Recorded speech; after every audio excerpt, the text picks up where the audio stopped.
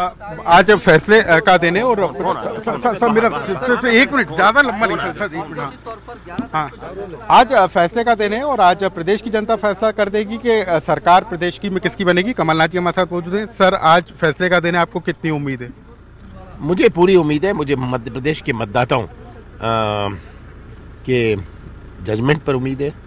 मुझे मध्य प्रदेश के सरल स्वभाव सीधे साधे मतदाता मध्य प्रदेश की तस्वीर अपने सामने रखकर जो आज के हालात हैं, दुखी किसान, भटकता नौजवान, असुरक्षित महिलाएं, दुखी व्यापारी, इसको अपने सामने रखते हुए ये फैसला करेंगे। सर बीजेपी कह रही है कि उनके पक्ष में माहौल है और बहुमत और को मिलेगा। बीजेपी और क्या कह सकती है? हाँ, अगर वो स्वप्न देख रही है वो देखें। इस बार कमलनाथ फैक्टर भी काम कर रहा है मध्य प्रदेश अब ये पता नहीं कौन सा फैक्टर काम कर रहा है। मैं कहता हूँ मतदाता ये तय करेंगे। चलो, तो प्रदेश की जनता आज तय कर देगी कि मध्य प्रदेश में किसकी सरकार बनेगी, लेकिन कमलनाथ का साफ तौर पर कहना है कि इस बार मध्य प्रदेश में कांग्रेस की बदलाव आएगा और कांग्रेस की सरकार मध्य प्रदेश में बनेगी। कैमरामैन संजय नामदेव के साथ अनुराग श्रीवास्तव, न्यूज़ 18 छिंदवाड़ा। तो कमलनाथ कह तो रहे हैं, लेकिन कमलनाथ साथ ही सवाल भी उठा रहे हैं ईवीएम को लेकर और हैरानी इस बात की हो रही है। अभिषेक, आपने छत्तीसगढ़ का फर्स्ट फेज देखा, सेकंड फेज देखा, मध्य प्रदेश में भी खबरें आ रही हैं। हैरानी इस बात की भी होनी चाहिए कि ईवीएम खराब होने को लेकर कांग्रेस जहां सवाल उठा रही है, बीजेपी के माथे पर एक शिकन तक नहीं है। ये हैरान नहीं करता है क्या? बिल्कुल, वहां पीसी शर्मा को भी हमने देखा धरने पर वो बैठ गए। हालांकि चुनाव आयोग का कहना है कि कहीं तकनीकी खराबी आ रही है तो हम तत्काल ठीक भी कर दे रहे हैं, लेकिन एक मुद्दा जरूर बना है। हमने देखा है ईवीएम खराबी का हर फेज में, हर चुनाव में यहाँ पर एक बड़े मुद्दे के तौर पर आया। ईवीएम की खराबी क्यों खराब हो जा रही है? हालांकि तर्क हम मशीनों का दिया जाता है कि मशीनें खराब हो जाती है, बैकअप में हम रखें, लेकिन कुछ समय का जो वोटिंग है वो प्रभावित जरूर होती है पुनीत इससे। बिल्कुल, वोटिंग प्रभावित होती है और इसकी वजह से भोपाल जैसी जगह से खबरें आ रही हैं। इसके अलावा 4 इमली जैसी जगह जहां पर बड़े बड़े अधिकारी पहुंचते, वहां से भी खबर आई कि वहां पर भी वोटिंग मशीन खराब हो गई। जब पहुंचे थे मुख्य निर्वाचन आयुक्त पहुंचे थे, वो वहां वोटिंग करने के लिए गए थे, वहां पर भी खराब होने की शिकायत आई। तो ये बड़ा हैरान करती है, क्योंकि शेफाली भी हमारी संवाददाता जानकारी दे रहे थे कि कई जगहों से इस प्रकार की खबरें हैं। खबरें सुबह से ही पहुंच रही है। हालांकि मतदान लेकिन जो है वो लगातार सतत प्रक्रिया जारी है। कई दिग्गजों ने मतदान किया। स्क्रीन पर आप देख रहे हैं इस वक्त कई दिग्गज सुबह से लोगों को प्रेरित करते हुए नजर आ रहे हैं। जबलपुर चलते हैं, प्रतीक हमारे संवाददाता हमारे साथ जुड़े हुए हैं, उनसे बात करते हैं। प्रतीक, आपने बात की बीजेपी के प्रदेश अध्यक्ष से और आपने सवाल किया था कि ईवीएम को लेकर सवाल उठाए जा रहे हैं, लेकिन उनका ये कहना था कि और कोई कांग्रेस के पास विकल्प नहीं है, कांग्रेस इसी प्रकार के सवाल उठाती है। बीजेपी को कोई शिकन नहीं हो रही ईवीएम खराब हो रही है, या ईवीएम खराब होने की वजह से लेट हो रहा मतदान, बीजेपी के माथे पर एक शिकन नहीं है?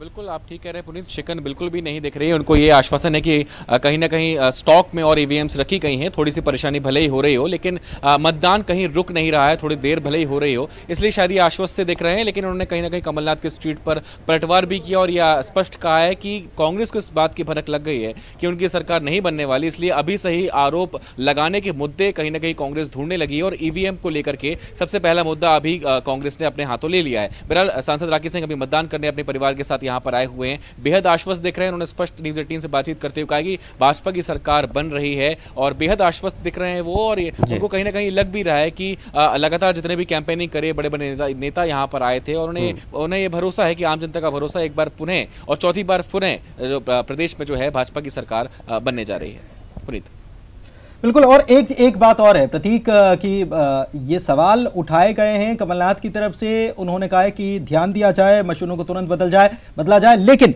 दिग्विजय सिंह भी ट्वीट कर रहे हैं। दिग्विजय सिंह तो बाकायदा कार्यकर्ताओं को बता रहे हैं कि जो मशीन खराब होती है उसके स्थान पर जो बदली जाती है उसके नंबर को जरूर नोट कर लिया जाए। ये भी क्योंकि उनको कहीं ना कहीं डर है कि कुछ गड़बड़ी हो सकती है। देखिए पुनीत, ईवीएम को लेकर के कांग्रेस का पक्ष पहले से ही नकारात्मक रहा है। पहले तो वो बैलेट पेपर से पुनः मतदान की मांग कर रहे थे, लेकिन बहरहाल उस मांग को नहीं माना गया। तो ईवीएम पे प्रश्न उठाना कांग्रेस का बेहद लाजमी, जो कि पहले से ही कहीं ना कहीं स्पष्ट रुख रहा है कांग्रेस का कि वो ईवीएम विरोधी हैं और ईवीएम को हटाना चाहिए मतदान प्रक्रिया से। तमाम बयान भी पहले सामने आ चुके हैं और अब जब विधानसभा चुनाव है, वो भी ऐसा चुनाव जिसमें कहीं ना कहीं साख कांग्रेस की दाव पर लगी हुई है और ये मौका अगर फिर पुनः कांग्रेस ने अगर खो दिया तो कई साल पीछे और कहीं ना कहीं कांग्रेस कांग्रेस जा सकती है। तो ऐसे में सुबह से अगर ईवीएम खराब होने का सिलसिला जारी है तो ये जो कद्दावर नेता जिनके आप नाम ले रहे हैं, चाहे कमलनाथ की हम बात कर लें, चाहे दिग्विजय सिंह की बात कर लें, तो उनका सवाल उठाना लाजमी है। तमाम वो ट्वीट्स भी कर रहे हैं, आरोप भी लगा रहे हैं, लेकिन भाजपा का पक्ष हमने अभी सुन लिया, वो उन्हें इस बात से कोई फर्क नहीं पड़ता। लगातार सतत नजर बनाए रखें आप, अपडेट्स आपसे हम लेते रहेंगे। हमारे साथ खास मेहमान भी जुड़ चुके हैं इस वक्त। दिनेश गुप्ता जी हैं, वरिष्ठ पत्रकार हैं। पंकज चतुर्वेदी जी कांग्रेस से प्रवक्ता और केजी पाठक जी बीजेपी प्रवक्ता। पंकज जी, पहला सवाल आपसे। कमलनाथ जी ने भी और दिग्विजय सिंह ने भी ईवीएम खराबी को लेकर यहां पर चिंता जताई है, सवाल उठाए हैं। राकेश सिंह जी ने हालांकि खारिज किया है इन तमाम चिंताओं को। देखिए अभिषेक, बहुत स्पष्ट है कि कांग्रेस पार्टी ने ईवीएम को लेकर जो संदेह, उस पर समय समय पर बात करी है, और कांग्रेस के ईवीएम को लेकर संदेह की जो पुष्टि उसको देश के माननीय सर्वोच्च न्यायालय ने भी स्वीकारा, और सर्वोच्च न्यायालय के आदेश पर इन 5 राज्यों के चुनाव में voter verified paper audit trail VVPAT जिसको हम कहते हैं उस पर्चे की व्यवस्था की गई।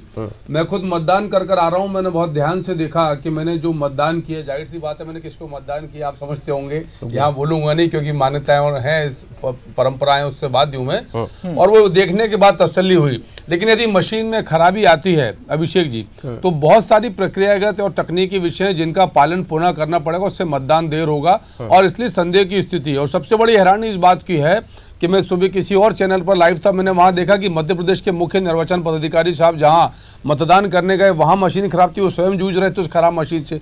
तो मुझे लगता है कि इस प्रकार के जो भ्रम है उन पर काम होना चाहिए।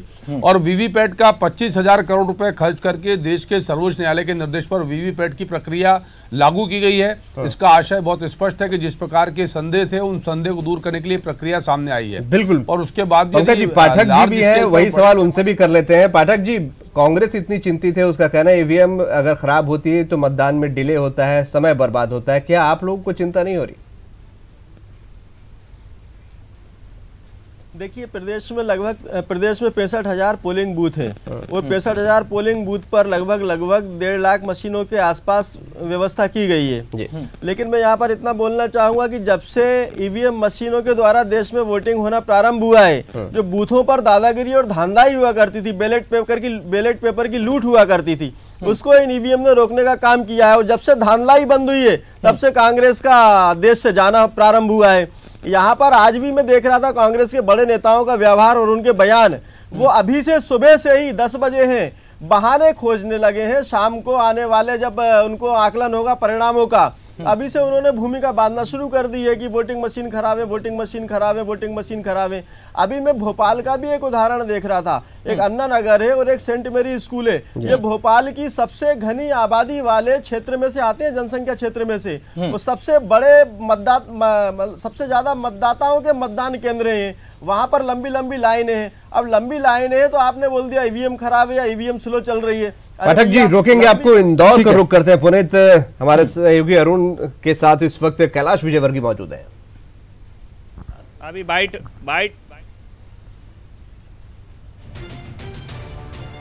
अरुण, आपको आवाज मिल पा रही? मेरे साथ हैं कैलाश जी, से मैं जानना चाहूंगा,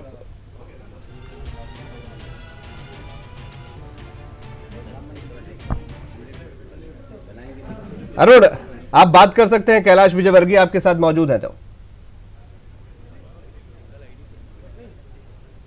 जी बिल्कुल, कैलाश विजयवर्गीय मेरे साथ हैं। कैलाश जी, मालवा निवाड़ की जो 66 सीटें हैं उन पर आपने कैंपेनिंग की है, किस तरह का रुझान आपको दिखाई दे रहा है खासतौर से मालवा निवाड़ में?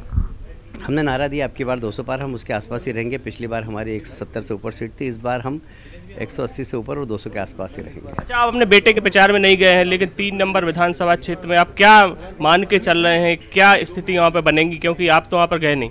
भारी वोट से जीतेगा, मतलब आज तक मध्य प्रदेश में विधानसभा के अंदर 3 नंबर से कोई भी इतने वोट से नहीं जीता था जितने वोट से आकाश जीतेगा। अच्छा, टिकट यहाँ के इंदौर के टिकट बंटने में इसलिए देरी हुई कि आपके बेटे को लेकर काफ़ी असमंजस था कि 2 नंबर से लड़े, 3 नंबर से लड़े, महू से लड़े, लेकिन अब 3 नंबर का ही चुनाव हुआ बीजेपी की तरफ से।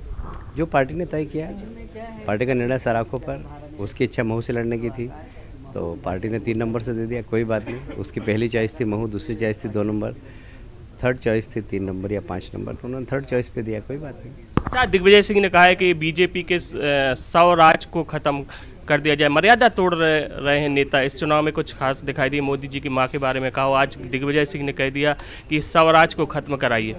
देखिए, कांग्रेस में संस्कार और संस्कृति का हमेशा अभाव रहा और मेरा ख्याल है कि इंदिरा गांधी के बाद से एकदम कांग्रेस में ड्यूटेरेशन चालू हो गया, जो एकदम चलता ही जा रहा है। राजनीति में संस्कार और संस्कृति बहुत ज़रूरी है और मुझे लगता है कि इस प्रकार के बयानबाजों से बचना चाहिए। इससे कांग्रेस की छवि खराब हो रही है और लोग गुस्से में कांग्रेस के खिलाफ ही मतदान करेंगे और इन सब बकवास का परिणाम आज जनता देगी गुस्से में कांग्रेस के खिलाफ मतदान। अच्छा, मंदसौर गोलीकांड हुआ, किसान आंदोलन यहाँ पे हुए और उसके बाद भारी कसमकस है बीजेपी कांग्रेस में या इस मालवा निवाड़ में। इस बार क्या पिछली बार का इतिहास बीजेपी दोहरा पाएगी? 56 सीटें बीजेपी को मिली थी 66 में से। देखिए, उसका भी रिकॉर्ड तोड़ेगी और मेरा दावा है कि मंदसौर में हम सारी सीटें जीतेंगे। खूब दुष्प्रचार किया गया है कि मंदसौर में किसानों को मारा गया, उसके बाद भी किसान वहाँ के भारतीय जनता पार्टी के साथ है, प्रदेश के किसान भारतीय जनता पार्टी के साथ है और जो हमने नारा दिया है अब की बार 200 पार, हम उसके आसपास ही पहुँचेंगे। अरे, कैलाश जी की पत्नी भी मेरे साथ है। भाभी, आप बताइए कि आकाश चुनाव लड़ रहे हैं, आपने भी प्रचार किया, किस तरह का माहौल है? माहौल भी बहुत अच्छे हैं, बहुत अच्छा रिस्पांस लोग उसको दे रहे हैं। आकाश एक्चुअली में एक ऐसा चेहरा है कि लोग की पसंद हो गया है वो और उसको लोग बहुत पसंद कर रहे हैं। अच्छा, राजनीति की ट्रेनिंग बताते हैं आपने आकाश को दी है, आपने संस्कार दिए, ऐसा कह रहे हैं कैलाश जी? नहीं, ये तो इनका बड़प्पन है। ट्रेनिंग तो सारी इन्हीं की दी हुई है और आगे भी वो इन्हीं की पचिनों पे चलेगा, ऐसा हमें पूरा विश्वास है। तो कैलाश विजयवर्गीय, उनकी पत्नी मेरे साथ थी, जिन्होंने न्यूज 18 से एक खास बातचीत की और कहा कि मालवा निवाड़ में बीजेपी एक बार फिर अपना इतिहास दोहराएगी और पिछली बार की तरह फिर 56 सीटें से ज़्यादा यहाँ पर जीतेगी। कैमरामैन डगलस के साथ मालवा निवाड़ में पुनीत काफी कड़ी टक्कर है और दोनों ही पार्टियों का फोकस इस बार है। कांग्रेस किसी भी तरीके से सेंधमारी की कोशिश में है और प्लानिंग, बिल्कुल माइन्यूट प्लानिंग जिसको कहते हैं वो की गई है कि हर एक जिले से 2 सीटें भी मिल जाएं तो बहुत हो जाएगा और बाकी पहले की सीटें तो हैं ही उनके पास। शरद हमारे सहयोगी इस वक्त जुड़ रहे हैं हमारे साथ।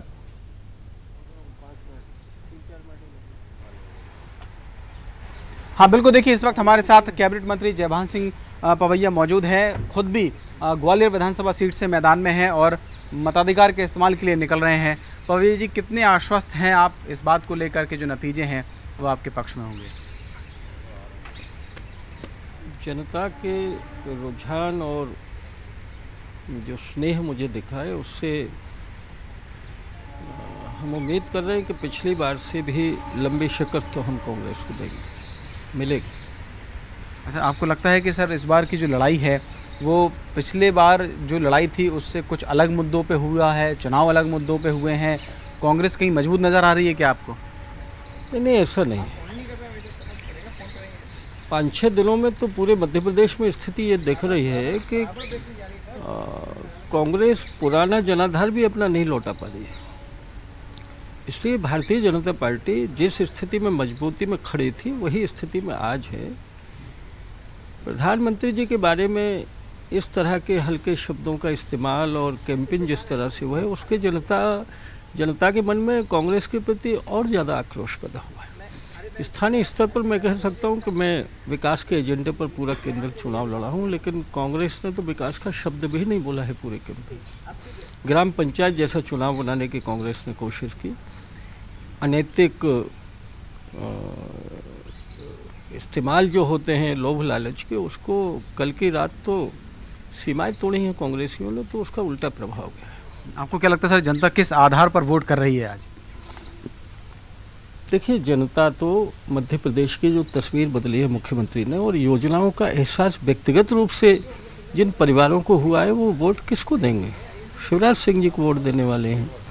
इसलिए यहाँ राहुल गांधी और कोई फैक्टर ने काम नहीं किया है, वो तमाशा बनकर रहेगा। सर, कुछ जगहों से ईवीएम के खराब होने की कुछ खबरें आ रही हैं, इस बात को लेकर कहीं कुछ चिंता है क्या? आयोग के जो अधिकारी हैं उनसे आपकी बातचीत हुई है? नहीं, ये चिंताजनक तो है और अव्यवस्था है। सुबह 1-1 घंटे तक कुछ जगह मशीनें शुरू नहीं हुई है। मैंने जिला निर्वाचन अधिकारी को तत्काल सूचित किया था, चुनाव आयोग को हमने दर्ज कराया है। ये चिंताजनक बात है और जितने देर से मतदान शुरू हुआ है उतना समय भी निर्वाचन अधिकारी को देना चाहिए, ये मैं बोल रहा हूँ। तो ये है जयभान सिंह पवैया जिनका साफ तौर पर कहना है कि ईवीएम खराब होने की जो खबरें हैं वो उनके पास तक भी आई हैं और निर्वाचन ईवीएम खराबी होने की वजह से कहीं ना कहीं देरी हो रही है।